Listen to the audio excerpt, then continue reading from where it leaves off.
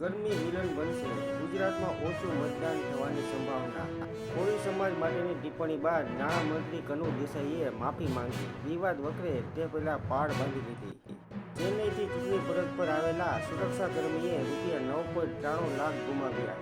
સૌરાષ્ટ્રમાં 73 વર્ષની લોકસભાની 17 ચૂંટણીમાં મહત્તમ મતદાન 64.93%. તાલાલા માર્કેટિંગ યાર્ડમાં કેસર કેરીના 28,700 બોક્સની આવક.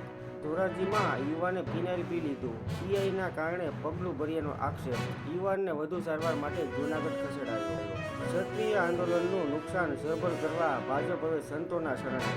પાકમાં ભર ઉનાળે ભારે વરસાદ, એપ્રિલમાં 60% રેકોર્ડ તૂટ્યો. મેઘાલયમાં સગીરા પર બળાત્કારનો પ્રયાસ કરનારા 2 યુવકોને ટોળાએ મારી નાખ્યા. પૂંચમાં આતંકીઓએ અમેરિકી બંદૂક અને સ્ટીલની ગોળીઓથી હુમલો કર્યો હતો. હમાસના આતંકીઓ દ્વારા પેલેસ્ટાઇનની બેંકમાંથી 580 કરોડ રૂપિયાની લૂંટ. આતંકીઓ છત તોડીને બેંકમાં ઘૂસ્યા હતા. ફ્રાન્સ અખબારનો રિપોર્ટ. વડાપ્રધાન નરેન્દ્ર મોદી અનામત પરત લેવા માંગે છે. રાહુલ ગાંધી. મોદી યોગીને તો સંતાનો નથી, તમારા સંતાનો માટે જ કામ કરે છે. વડાપ્રધાન. સ્કૂલોમાં એસી જોઈતું હોય તો ખર્ચો ભોગવવા વાલીઓ તૈયાર રહે. દિલ્હી હાઈકોર્ટના આદેશથી શાળાઓને રાહત. બૂથ અને 100 મીટરનો વિસ્તાર સીઆરપીએફ, એસઆરપી અને બહારની પોલીસના હવાલે.